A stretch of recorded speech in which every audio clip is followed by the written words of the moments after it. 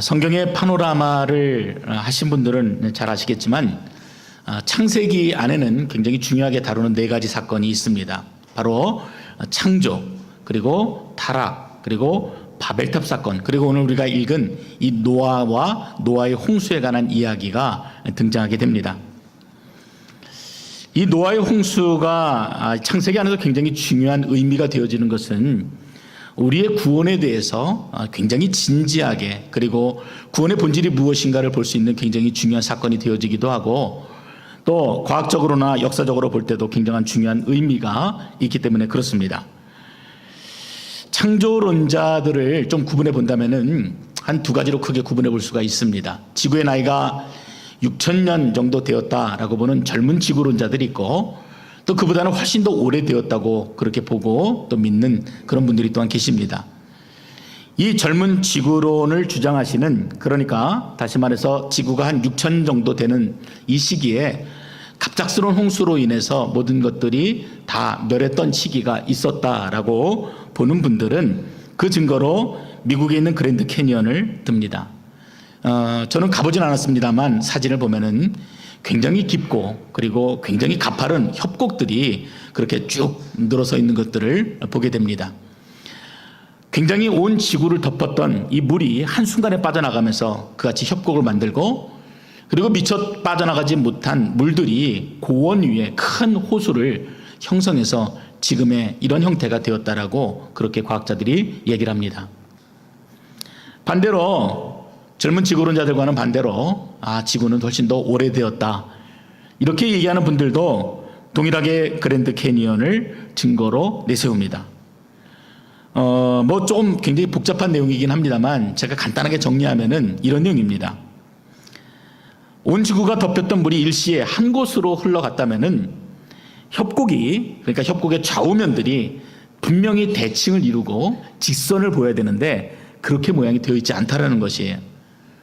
오히려 좌우면이 비대칭으로 되어 있어서 이것들은 다시 말하면은 시간적인 차이가 분명히 있었다는 것을 나타내는 증거이다.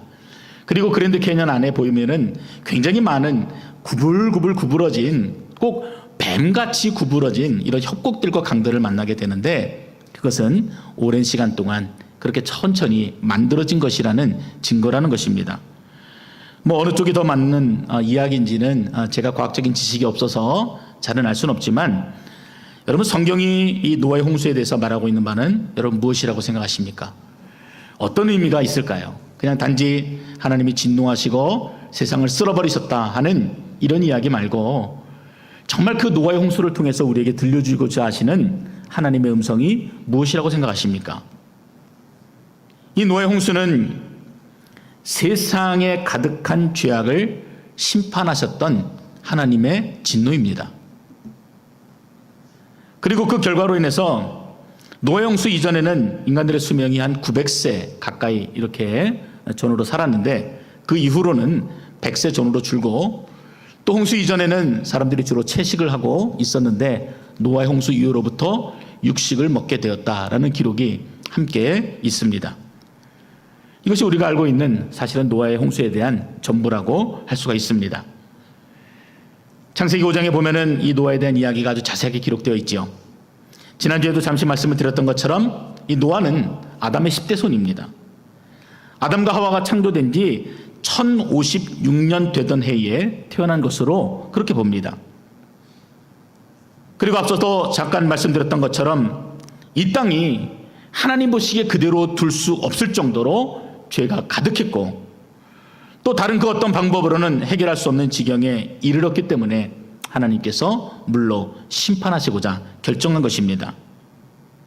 자신이 만든 아름다운 세상을 물로 덮어버리시는 그 사건을 보면서 우리는 하나님의 진노, 얼마나 하나님의 마음에 큰 화가 있으셨나 하는 것들도 보게 되지만, 동시에 자신이 만든 것들을 물로 덮어버리시는 하나님의 쓰라린 마음도 함께 읽게 됩니다. 하나님은 이러한 심판 속에서 특별한 계획을 가지고 그 계획을 펼치십니다. 그것은 노아라는 한 사람을 택하셔서 이 인류에게 다시 새로운 희망과 기대를 가지신 것입니다. 노아의 나이가 480세였을 때 하나님께서 노아를 찾아오셨습니다.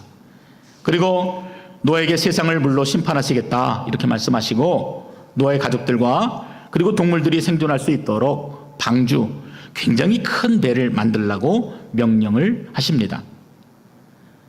오늘은 이처럼 하나님의 심판과 함께 더불어서 새롭게 인류 구원을 향한 그 계획을 펼치시는 하나님의 계획들을 저희가 살펴볼 것입니다. 특별히 노아라는 한 사람을 우리가 집중하기를 원하는데 그 당시에 존재했던 많은 사람들 중에서 하나님이 왜 노아를 택하셨는지, 그리고 노아의 어떤 면 때문에 하나님이 그를 들어 쓰셨는지 우리가 그 부분을 좀 더 집중적으로 보고자 합니다. 노아에 대해서 성경이 밝히고 있는 가장 첫 번째 증거는 창세기 6장 8절에 있습니다. 제가 한번 읽어드리겠습니다. 그러나 노아는 여호와께 은혜를 입었더라. 그리고 그 다음 절이 우리가 잘 알고 있는 노아에 대한 이야기가 나옵니다. 노아는 의인이요 당대의 완전한 자라. 이 말은 우리가 알고 있는 노아가 이러이러해서 하나님이 그를 택하셨고 이러이러했기 때문에 하나님이 그를 쓰셨다라는 그 기록보다도 먼저 하나님이 아무런 조건 없이 노아를 택하셨다라는 그 의미가 강하게 있는 것입니다. 여러분, 노아가 죄가 없었던 죄인이 결코 아닙니다. 세상에 속한 자였고 또 세상에 있는 많은 사람들처럼 노아도 실수하고 넘어지는 그런 자였습니다. 그럼에도 불구하고 하나님께서 그 노아를 택하셔서 노아가 하나님의 그 은혜를 입었다라고 그렇게 말하고 있는 것입니다. 더 정확하게 말하면은 아담 범죄 후에 하나님께서 인류를 향한 어떠한 계획을 가지고 계시고 또 그 계획을 펼쳐나가실 때 그 노아에게서 첫 번째 희망을 보셨다는 것이고, 그것을 성경이 이 노아가 하나님의 은혜를 입었다라는 말로 표현하고 있는 것입니다. 최초의 은혜를 입은 자예요. 그래서 노아가 어떠한 자였는가를 말하기 전에 이 노아라는 사람이 하나님의 그 무궁하신 그 감당할 수 없는 택함의 은혜를 입은 자라는 것을 이미 성경이 말하고 있다는 것입니다. 마태복음 22장에는 천국에 대한 이야기를 하면서요, 한 가지 비유를 들어 설명합니다. 여러분이 잘 아는 혼인잔치 비유입니다. 어떤 임금이 자신의 아들 혼인잔치를 준비합니다. 왕이니까 자신의 신분과 지위에 맞게 비슷한 사람들을 그 잔치에 초대했습니다. 왕족을 초대하고 귀족을 초대하고 또 주변에 있는 외국 사절들에게 청첩장을 보냈습니다. 그리고 결혼식 당일이 되었어요. 아침 일찍부터 준비하기 시작합니다. 자기가 보냈던 그 귀족들에게 자기의 종들을 보내고 마차를 함께 보내서 그 사람의 지위에 맞는 최고의 예우를 갖추었습니다. 그런데 생각지 못한 일이 벌어진 것이에요. 그 모든 사람들이 임금의 초청을 거절한 것입니다. 어떤 이들은 내가 굉장히 바쁘다는 말로, 어떤 이들은 일하러 가야 한다, 사업해야 한다, 결혼해야 한다, 이런저런 핑계를 대면서 다 거절하였던 것입니다. 그뿐 아니라 어떤 이는 오히려 임금이 보낸 종들을 잡아서 모욕하고 죽이기까지 했습니다. 여러분, 이것은 하나님의 초대예요. 그 감격스러운 초대를 이런저런 이유를 들어서 거절하고 오히려 비난하고 저주하는 이 땅에 있는 사람들을 의미한다고 할 수 있습니다. 결국 어떻게 되는지 아십니까? 임금은 군대를 보내서 이처럼 거절한 자들을 진멸하고 동네를 불살랐다. 끔찍하지만 그런 이야기들을 결론으로 담고 있습니다. 하나님의 초대를 거부하는 자에게 결코 하나님의 진노와 심판이 피해갈 수 없다는 것을 이처럼 이야기를 통해서 우리에게 들려주고 있는 것입니다. 근데 이야기가 거기서 끝나지 않습니다. 임금은 종들에게 다시 명령을 내립니다. 처음 초청받은 사람들이 잘못되었으니까 큰 길에 나가서 아무나 데리고 와서 이 잔치의 자리를 채우라고 그렇게 명령한 것입니다. 임금의 명령에 따라서 종들이 큰 길에서 닥치는 대로 사람들을 데리고 왔습니다. 그 가운데는 시장 상인도 있었고 그 가운데는 노예도 있었고 다양한 사람들이 그 잔치에 초대가 되어서 함께 앉아있게 되었습니다. 오직 왕이 내린 명령에 따라서 정말 그 한 사람 한 사람은 자격이 없지만 그 과분한 자리에 앉아있게 된 것입니다. 여러분, 이것은 오늘 우리의 모습이기도 합니다. 오늘 우리는 이처럼 자격 없는 자였지만 하나님의 일방적인 부르심과 초청에 따라서 우리가 이 자리에 앉아 있을 수 있게 된 것입니다. 그래서 무엇이라고 얘기합니까? 구원은 하나님의 은혜구나. 우리가 이렇게 고백을 할 수가 있는 것입니다. 왕의 잔치에 초대를 받은 거예요. 천국 잔치에 초대를 받은 것입니다.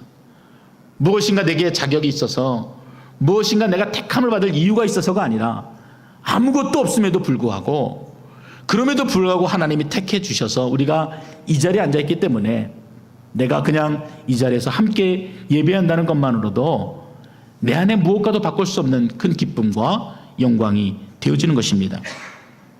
여러분, 그런 면에서 노아는 이런 준비가 다 되어진 사람이었어요. 자격 없는 자기를 택해 주신 하나님의 은혜가 무엇인지를 너무나 분명히 아는 자였습니다. 그 은혜를 아는 자였기 때문에 하나님께서 그에게 새로운 일들을 맡기셨습니다. 창세기 6장 19절 20절에 보면은 하나님이 이렇게 명령하세요. 혈육 있는 모든 생물을 너는 각기 암수 한 쌍씩 방주로 이끌어와서 너와 함께 생명을 보존하게 하되 새가 그 종류대로, 가축이 그 종류대로, 땅에 기는 모든 것이 그 종류대로 각기 둘씩 내게로 나오리니 그 생명을 보존하게 하라. 이제 머지않아서 홍수가 온 세상을 덮을 것인데, 하나님이 세상을 심판할 것인데, 너는 내가 택한 동물들을 끌고 와서 그리고 방주에 채우라, 이렇게 명령을 하신 것입니다. 여러분, 동물이 한둘이겠습니까? 그리고 노아가 이 동물들을 부를 때 이 동물들이 한 곳에 다 몰려 있었다고 생각하십니까? 아마 그렇지 않았을 거예요. 근데 성경을 아무리 찾아보아도 이 복잡하고 이 힘든 일을 노아가 불평하면서 감당했다, 이런 이야기가 없습니다. 저도 노아가 그 많은 동물들을 이 방주까지 데리고 오면서 불평했다라는 이런 생각을 하지 않습니다. 여러분, 왜 그렇겠습니까? 이 노아는 이 일들을 하는 것이 나에게 부담이고 힘들고 어려운 일이 아니라 하나님이 내게 맡겨주신 참 감당할 수 없는 직분이라는 그 마음의 기쁨이 이 노아에게 있었기 때문입니다. 오히려 각 한 쌍씩의 동물들을 데리고 올 때마다 감격의 눈물을 흘렸을 것입니다. 아이들아, 나도 너희처럼 구원을 받았단다. 나도 자격이 없는데 하나님이 나를 택해 주셔서 내가 이 자리에 있는 거란다, 이렇게 말입니다. 이처럼 내가 얼마나 용서받을 수 없는 죄인이었는가를 깨달으면 깨달을수록 오늘 우리가 예배드리는 것, 그리고 장차 우리에게 천국이 약속되었다는 것이 얼마나 감당할 수 없는 영광과 기쁨인지를 우리가 분명하게 알게 되는 것입니다. 로마서 3장에 모든 사람이 죄를 범하였음에 하나님의 영광에 이르지 못했다, 그래서 이 땅에 의인은 없느니 하나도 없다라고 분명하게 밝히고 있습니다. 그럼에도 에베소서 2장 8절 9절 말씀은 그러나 너희가 그 은혜에 의하여 믿음으로 말미암아 구원을 얻었으니 이것이 너희에게서 난 것이 아니라 하나님의 선물이다. 행위에서 난 것이 아니니 이는 누구든지 자랑하지 못하게 함이라 하고 분명하게 말씀합니다. 우리가 받은 이 구원의 은혜가, 하나님의 초대가, 그리고 이 자리에 함께 우리가 하는 이 예배가 우리의 어떤 무엇으로가 아니라 하나님의 은혜로 되어졌다는 것을 너무나 분명하게 말하고 있습니다. 노아와 같이 자격 없는 나를 택하여서 구원의 방주에 오르게 하신 하나님의 은혜를 늘 기억할 수 있는 여러분 되시기를 바랍니다. 자, 그 감격스러운 부르심에 노아가 어떻게 그 인생들을 살아왔는지 이제 노아의 믿음을 구체적으로 좀 살펴보도록 하겠습니다. 택함받은 노아가 다 방주에 올랐습니다. 그리고 하나님께서 택하신 모든 동물들도 다 방주에 올랐습니다. 생물학자들은 오늘날 지구상의 그 종류가 17,600여 종이라고 하는데, 근데 별 걱정이 없습니다.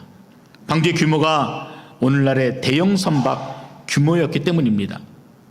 지금의 수치로 환산해 본다면은 가로는 135m, 세로는 23m, 높이는 14m에 이를 정도로 굉장히 큰 배입니다. 면적은 농구장 20개를 합한 것과 같고 총 적재량이 43,000톤에 달하는 어마어마한 배가 바로 노아의 방주였던 것입니다. 2016년에 미국 켄터키주 윌리엄스타운에 이 성경에 나와 있는 노아의 방주를 그대로 재현해서 만들어 놓고 또 그곳에 박물관을 열었습니다.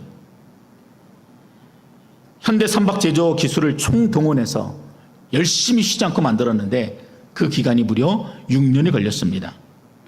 그리고 제조 비용도 1억 달러가 들었습니다. 어마어마하죠.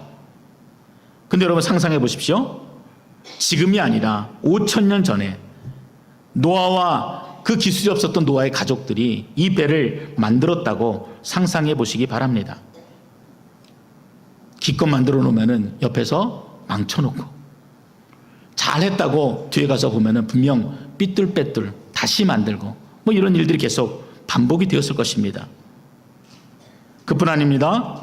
오늘 본문 7절이 말하고 있는 것처럼 노아는 그 어떤 조짐도 그 어떤 마지막 징조도 보이지 않는 이 전 지구적 종말을 믿음으로 바라보며 이 방주를 만들고 있었던 것입니다. 무려 120년 후에 벌어질 홍수를 바라보고 말입니다. 그렇게 믿음으로 배를 만들었던 것이에요. 또한 무려 120년 동안 주변 사람들의 견딜 수 없는 조롱과 비아냥을 견뎌내면서 방주를 만들었습니다. 이것을 노아의 믿음이다라고 히브리서 기자가 소개하고 있는 것입니다. 저는 그런 생각이 좀 들었어요. 이 노아의 방주를 만들면서 나 혼자 미친놈 소리 듣는 거는 그래도 견딜 수 있는데 나로 인해서 내 가족들, 더군다나 아무것도 모르는 며느리들까지 손가락질을 당해야 한다고 생각하면은 참 버티지 못하겠구나 라는 그런 생각마저 들었습니다. 때로는 끊임없이 반복되는 하루하루가 견딜 수 없어서 하나님 좀 이제 그만하면 되지 않았습니까? 좀 포기하지 않을까요? 포기해도 되지 않습니까? 뭐 이렇게 묻고 또 물었을 것입니다. 그리고 많은 날들을 가족들이 말렸을 것이기도 했고 또 그렇다고 하나님께서 시원시원하게 그 문제에 대해서 대답을 해주셨겠어요? 하나님 침묵하시잖아요. 그 긴 시간 동안 그 모든 고통과 아픔들을 노아가 오롯이 홀로 견뎌내야 했던 것입니다. 아무리 택함의 은혜가 크다더라도 결코 쉽지 않은 세월을 견디고 또 견뎌내고 있었던 것입니다. 어떻게 인간이 이럴 수 있을까? 노아의 믿음이 과연 어떤 믿음이길래 이처럼 감당할 수 없는 이런 일들을 행하고 순종할 수 있었을까? 말씀을 준비하면서 더욱 제 마음 가운데 궁금함이 커져갔습니다. 근데 창세기 6장 22절에 굉장히 인상적인 기록이 제 눈앞에 들어왔습니다. 노아가 그와 같이 하여 하나님이 자기에게 명하신 대로 다 준행하였더라. 다 준행했대요. 그리고 7장 5절에도 같은 말씀이 기록되어 있습니다. 노아가 여호와께서 자기에게 명하신 대로 다 준행하였더라. 한 반만 해도 굉장히 귀한 믿음일 텐데 아무 말 없이 그 모든 무거운 짐들을 홀로 지고 끝까지 다 완수한 것입니다. 그 고통 속에서도 하나님이 말씀하신 명령을 하나도 어김없이 다 지켜냈던 것입니다. 여러분, 그것을 순종함이라고 우리가 부르는 것입니다.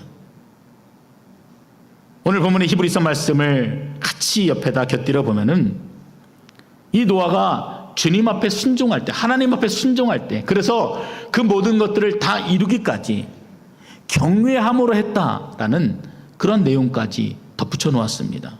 참 대단하죠.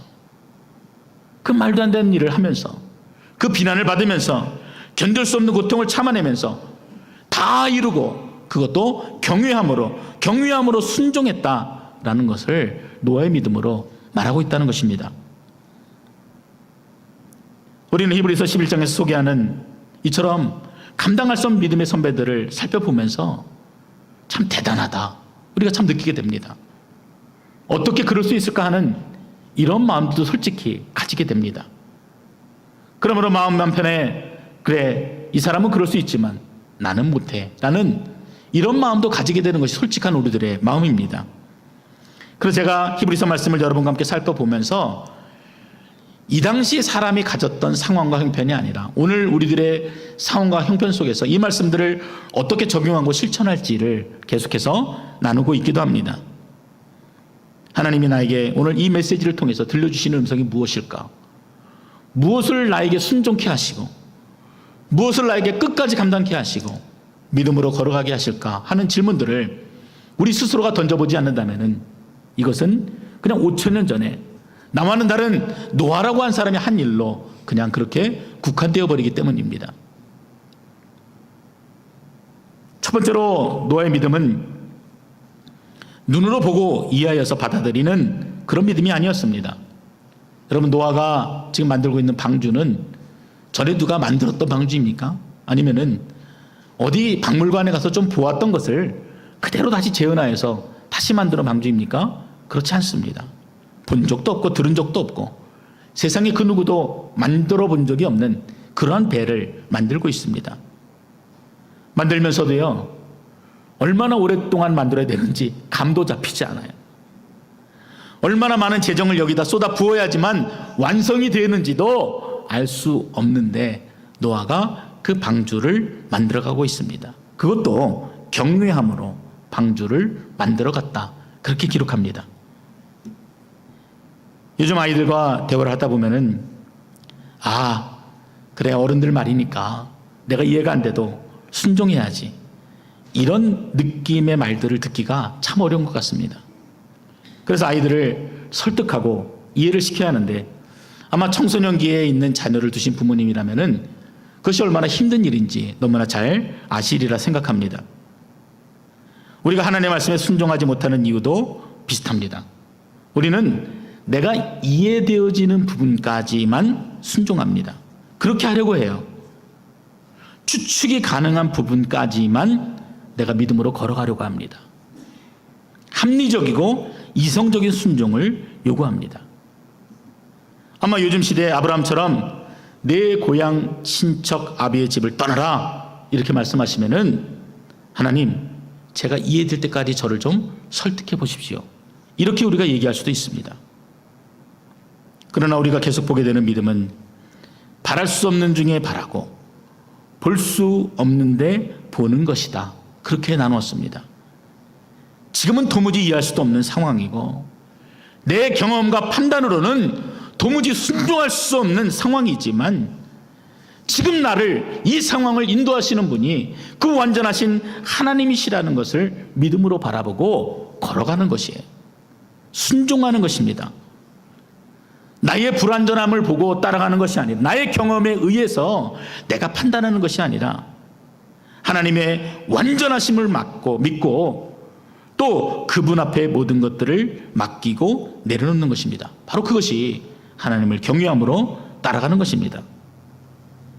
지금은 그 끝이 보이지 않더라도 그렇구나, 지금도 내 삶을 이끄시는 분이 하나님이시구나, 지금은 너무나 힘들고 고통스럽지만 이 순간도 하나님이 나를 다루시는 은혜시구나 하는 것들을 깨달으면서 믿음으로 걸어가는 것, 여러분, 그것이 그리스도인의 귀한 모습인 것입니다. 두 번째로 노아의 모습은 일상의 삶에서 잘 드러납니다. 방주를 만드는 120년은 홍해를 건너는 것처럼 역사적인 일이 아니었습니다. 가나안 땅을 정복하는 것처럼 무엇인가 결과를 기대할 수 있는 일도 아니었습니다. 더 쉽게 말하면요, 방주를 만드는 이 120년은요 똑같은 하루하루가 지루하게 반복되는 일터에서의 시간이었습니다. 매일매일 나무를 베고 다듬고 조립을 하고 중간중간에 밥을 먹고 잠을 자고 또 깨어나면은 똑같은 일들이 매일매일 그렇게 120년 동안 반복이 되어졌던 것입니다. TV를 보았겠습니까? 라디오를 틀어놓고 일을 했겠습니까?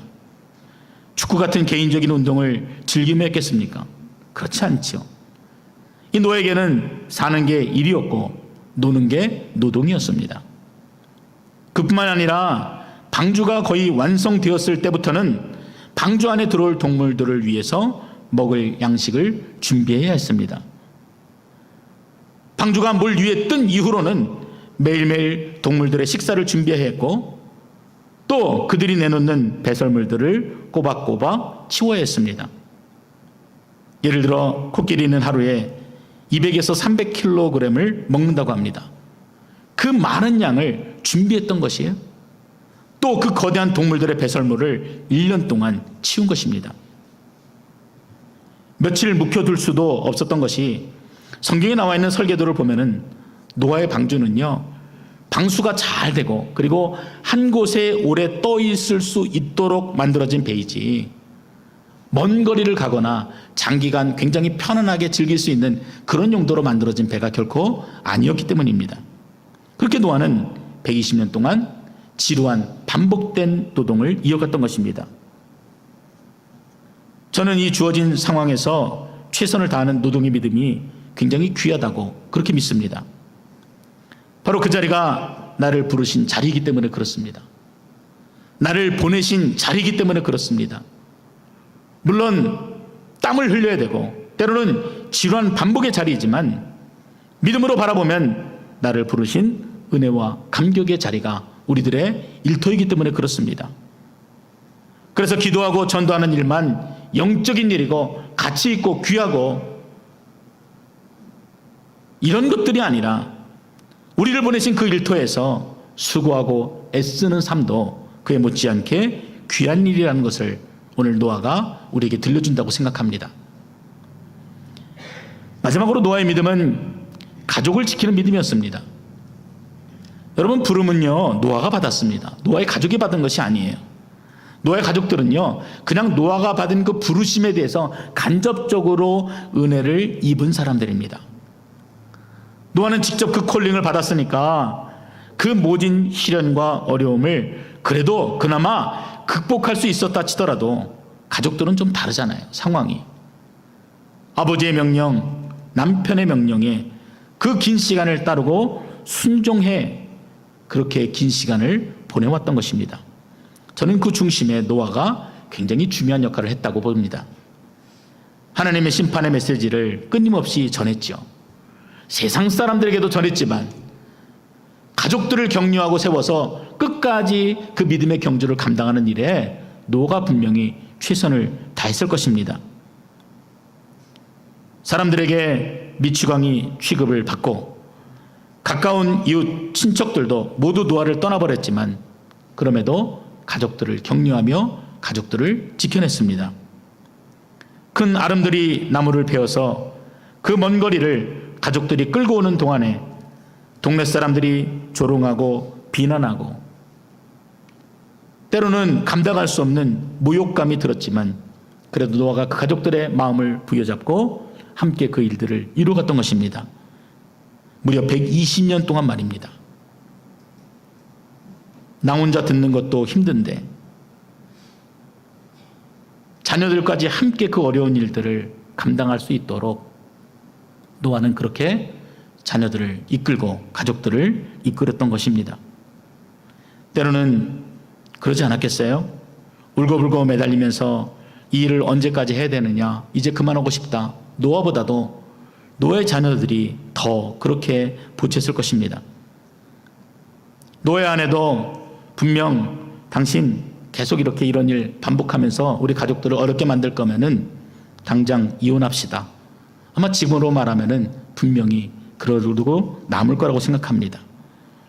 물론 이런 시시콜콜한 가정사가 성경에 기록되어 있지 않지만 노아가 자신에게 주어진 사역과 더불어서 가정을 얼마나 잘 이끌었는지 아마 가정을 가지신 분이라면 충분히 공감하고 이해하시리라 생각합니다.